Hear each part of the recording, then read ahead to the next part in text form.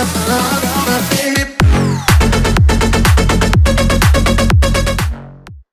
Anurag, how are you doing today? It's a long session. Yes, especially after the previous one where we were having panelists right from the skincare to healthcare to banking. I hope our session might be a bit different. And we were just talking about even our dressing. To be honest, if I wear formals in my workplace, my HR will be worried. And I think in your workplace, if you wear like me, your HR will be worried. So we both come here with very diverse background, and we hope to give great insights. Absolutely. I think we don't bore you too much. I think we have a few questions and then we will see. Hope that is an interesting chat. Not like a chat GPT kind of a chat, right? It's a more interactive and more insights into what is going on in the industry, right? Anurag, you want to start first?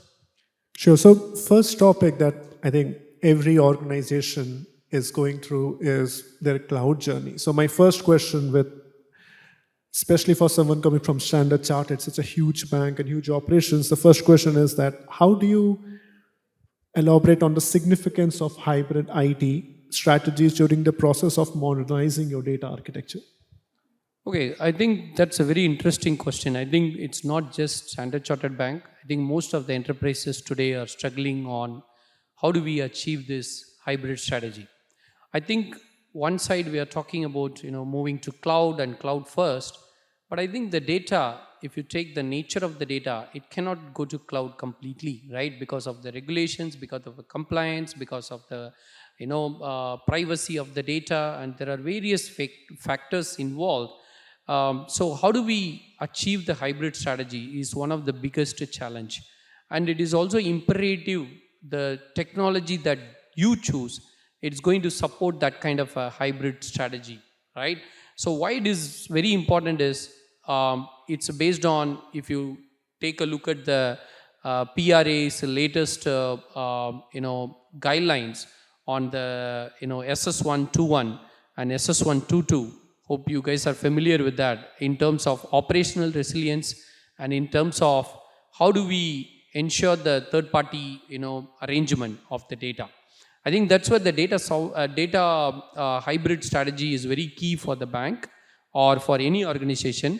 I think we should look at something like how do we have a similar technology both on cloud and on-prem, or you have a different technology but having a common data governance and data management platform to ensure that your hybrid is always successful. You are able to come back to on-prem, you are able to quickly go to cloud. I think that's one of the key strategy that we need to embrace on this time, right? Hope that answered the question. Absolutely, and I have seen it firsthand myself that many organizations are doing their journey back outside the cloud. So hybrid data architecture is something which is here to live for a very long. Absolutely. Like startup companies like you, I think you are always cloud first, right? So for a bigger enterprise, I think that's very imperative. So Anurag, I think since you are coming from very fresh startup and it is like growing like anything, what do you think in terms of data warehouse strategy? You adopt something like a continuous improvement so that you are able to keep up with the modernization requirement as well as the meeting your company requirement and client requirement. So what do you think the data warehouse strategy that you guys are following?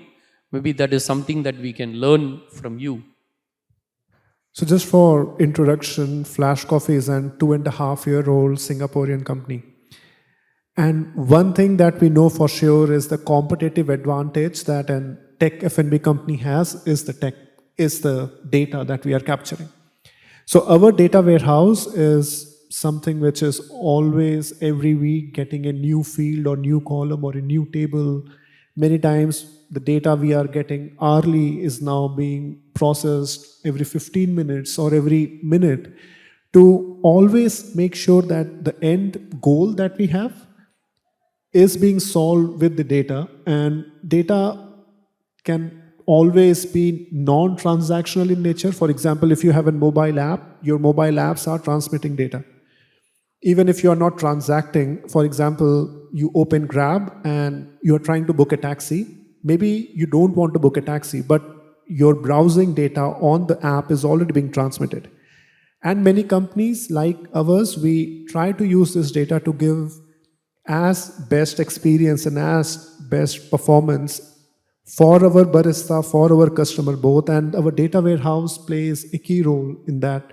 We use Google BigQuery. I think most of the startups use Google BigQuery because of the fact that it can scale up very fast, both vertically and horizontally, plus it can handle transactional loads as well as clickstream app events data pretty effectively.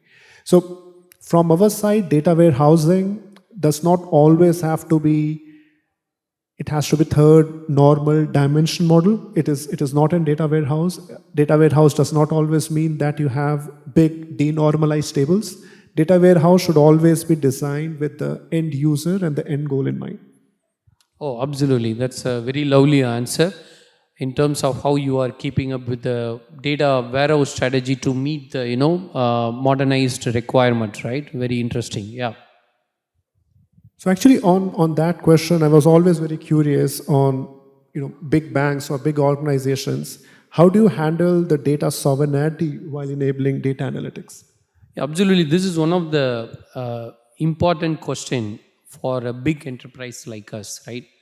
I think more and more country is putting regulations that their data has to reside in their country. So that's one of the critical sovereignty requirement. So if you look at it, the data analytic requirement needs the data to be together, right? And the data sovereignty requires data localization. So how do we, ensure that we are able to meet in the middle of the ground so that we are complied to the regulation and complied to the compliance, and meanwhile we are effectively utilizing the data. I think that's where we should look at various options, right? In terms of cloud, if you look at it, you should look at how do you go for a data center or the region that you are selecting which is complied to the local regulations of the law.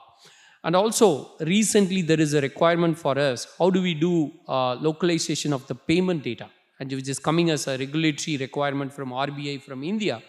But still you are transferring the data to India to keep it in India local data center, but meanwhile you should also need to do, how do you anonymize the data or mask the data or certain kind of transformation or tokenization that you apply on the data, so still you don't lose the insights of the data, and you apply the analytics on top of it. I think, see, the key thing that we need to understand is each and every country requirements is different, and sometimes the country allows you to do data analytic, so you can even fetch the data after you have done some kind of aggregation on the data, and you can still use it for your analytic requirement as long as it is not directly giving the information of a particular customer private data or particular customer's information.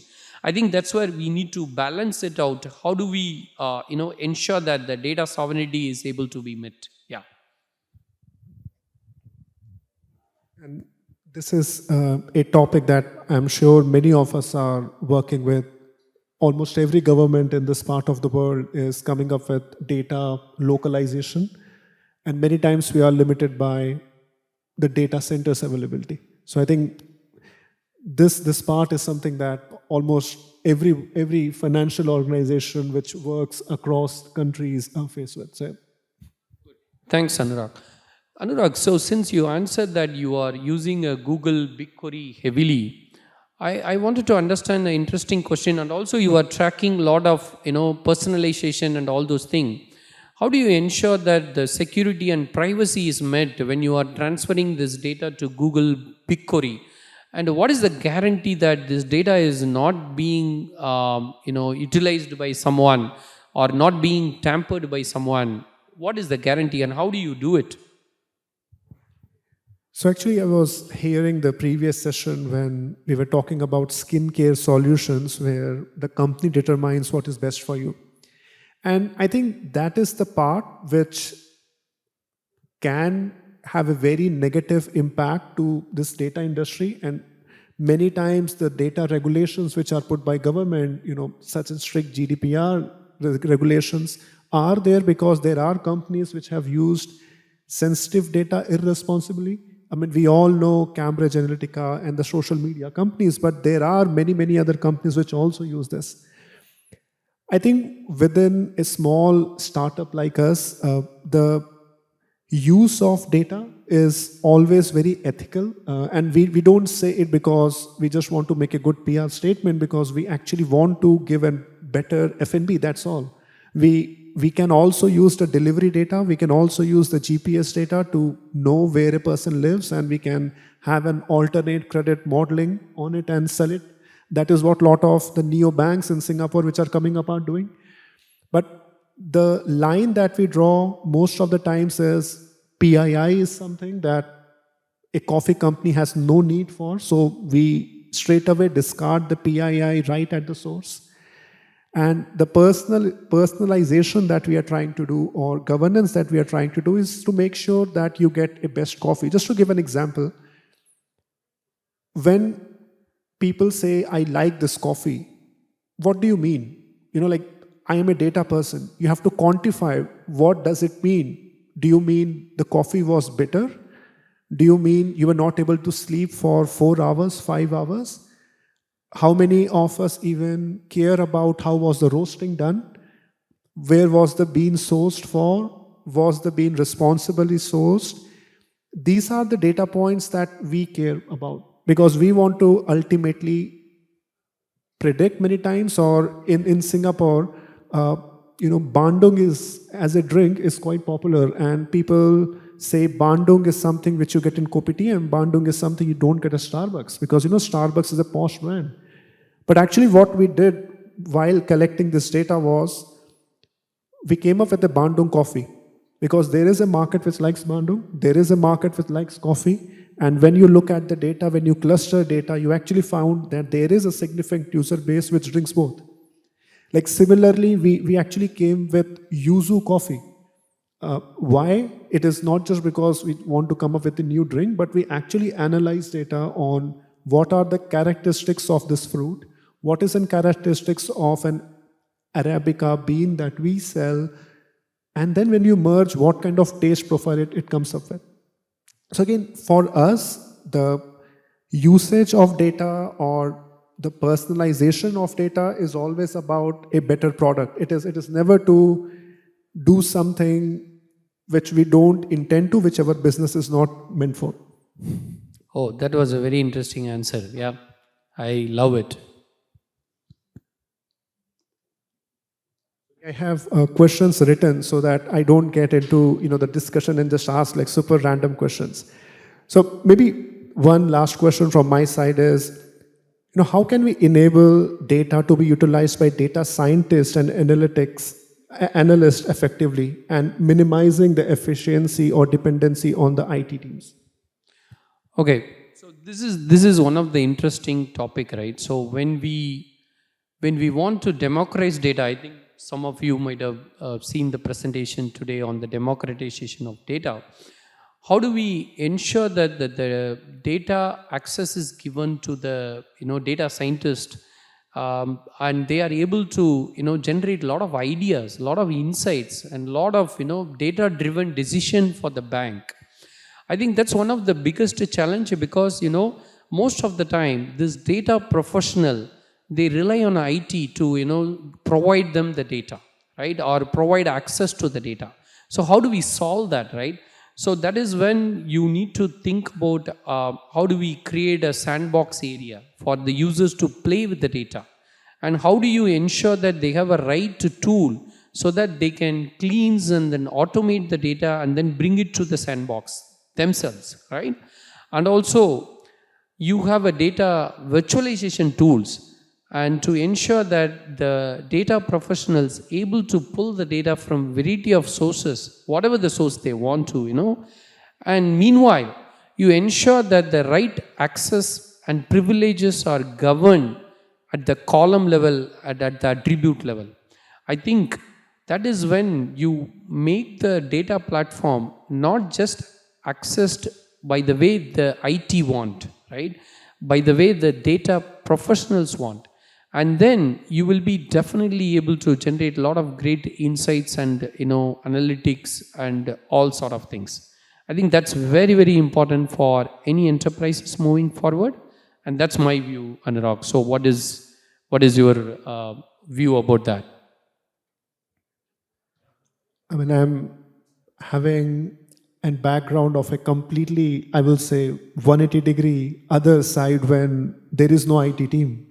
There is just one team, which is my team. So in these situations, I think the problems become a bit easier. Many times it is very hard for me to even visualize that you are in a company where some data is by business, some data is by IT, and then there is a BA. And so, but I have a lot of friends, I have a lot of colleagues who always gets into a situation like this, and ultimately the speed of the decision making or speed of product making, gets impacted. So very happy to. Absolutely.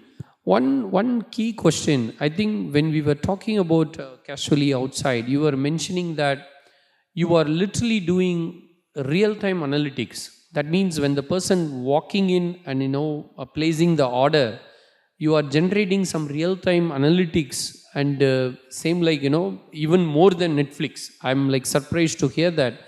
How are you achieving this real time analytics and real time kind of things, which is very hard for us? I just want to learn something from you so that we can also take that lessons. So again, I will come to the core product that we are selling. We are selling F&B. We are selling an F&B which has a very easy entry point. If you know how to brew a coffee, you can have your own coffee shop also. So what is the tech team or what is the data team trying to solve? So I was just giving an example. When you order from Flash Coffee app, we actually track your distance, not just distance, but even your altitude, because if you are working in the CBD area, many times the time you will take to go from A to B is not the distance, it is the altitude also. Most of the buildings you are stuck in an elevator.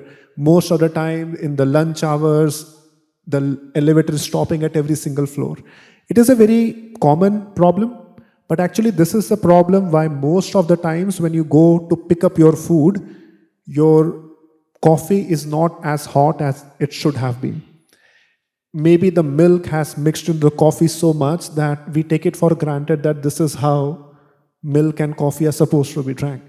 What we do in Flash Coffee is we have an real-time system which tracks, as soon as the customer has placed the order, we determine which product the customer has ordered, and we know roughly the preparation time of the drink. Then we track how much time it will take for the customer to actually come to the store, and we only trigger this order to the barista when we predict that this is how fresh the coffee can be, or this is how fresh the tea can be. So again, many times this data, analytics, AI, BI sounds like very technical terms. In the reality, they are not. It is almost like there is someone walking with your customer on a call telling the barista, hey, start to prepare now. The customer is coming in. And there are a lot of vendors. Actually, there is a single store which have an store outside and booth outside this forum. They are actually pioneering in some technologies where you don't need an OLTP and OLAP. The same tool can solve for it. We have Amplitude outside, which can actually in real time trigger an offer as soon as we determine that this user might open another app. So again, we as a coffee company are trying to make sure that we give as best as possible experience on the product that we are selling.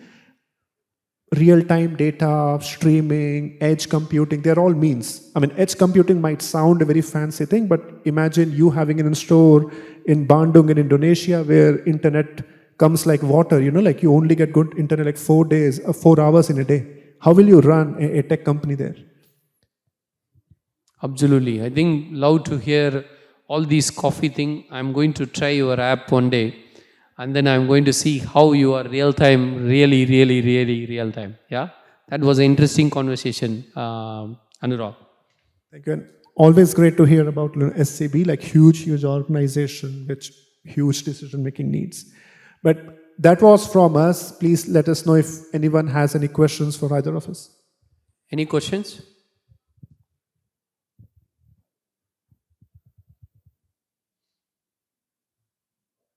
Can you? Right.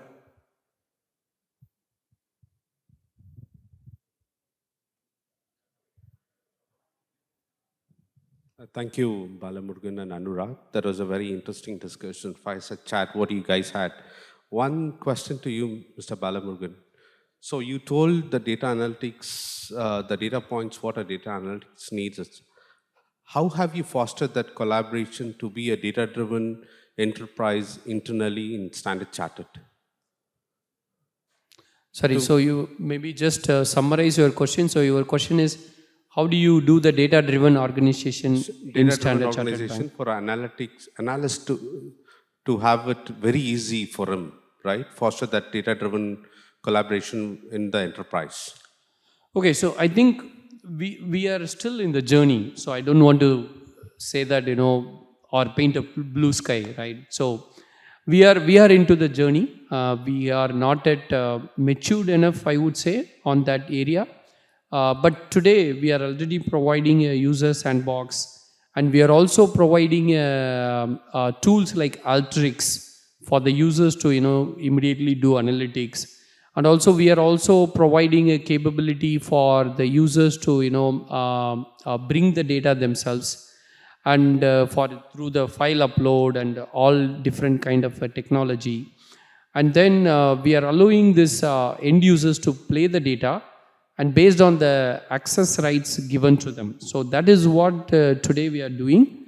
But the only thing that we are trying to achieve is how do we build the end-to-end pipeline automated. I think that is where we should provide the capability back to the end users or data professionals themselves to do a lot of analytics on their own. I think it's a journey. We are just on the starting stage. Hope that answered the question. Thank you. You answered that to some extent. I have a lot of other questions. We can have it over. Absolutely, we can have an offline chat. Okay. Another one to you, Anurag. You told me about the real-time insights on a coffee, right? Taking this to the previous panel discussion, what we had on personalized customer experiences, what you have it. What is your real-time predictive analytics? What is the time you take it to predict that when a customer walks into your coffee shop? So again, the experience or the data points are very different when you walk into a store versus you order from an app versus you order from Grab, Food Panda, Deliveroo.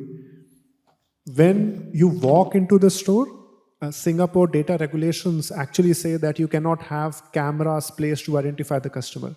And this is actually one POC we ran in Hong Kong where we had cameras which can recognize if this is the same customer who is added on our app, and then we will give a notification that, hey, don't queue up, you can just order from the app. So I would say to answer that point, cost is a very big factor. You can do everything real time and you will be bankrupt.